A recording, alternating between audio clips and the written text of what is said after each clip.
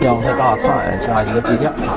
大家好，盛京老市民，沈阳11旅游火了，早市火了，老司机也火了啊。我看网上就是老司机在火店和总店啊，那排队的人都站牌吃抻面啊。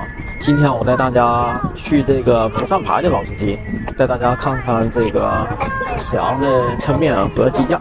这个老司机是9部啊，在五一商店的，营业时间是7点到12点啊，晚上12点。人还可以啊，没有那个酒店和做店人那么多。标配啊，除了老雪，面可以选这些形态的啊，什么1西2细三角面、横须、4棱、分形、现存的抻面啊，我点的4棱的，这些一共是14.2块啊，加上这个手套2毛钱。他家手套和纸都是收费的。正常我平时啊是先吃鸡架，吃完鸡架之后再点面啊，但今天人太多了，我们就直接面一起上了。先吃面啊，这个面啊一定不能取了啊。4棱这个特别精啊，自己沈阳啊未必非得去总店或者是帅府店啊，那个排队人太多了。像五一商店，就是我现在在这个五一商店这个店，还有南市场、珠江桥都有店啊。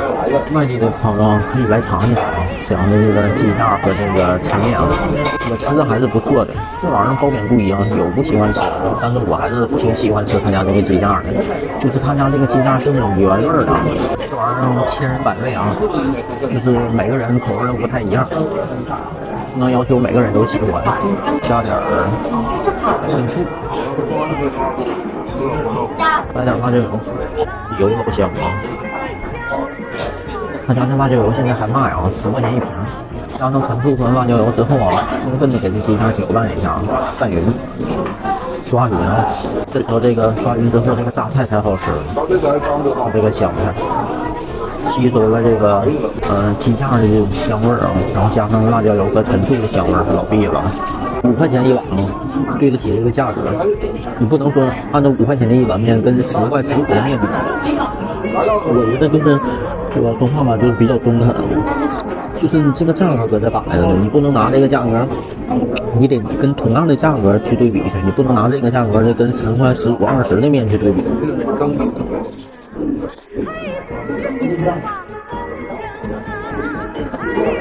鸡架啊，还是那个味儿啊。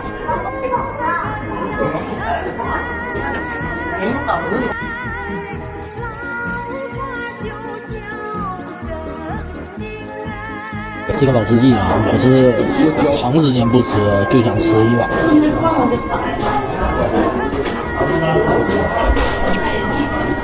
光盘呢？这会儿的人啊，进多。中午饭点人开始多了，但是怎么也没有总店和帅府店人那么多啊，排个5分钟左右就能吃上。好了，我是宋老师。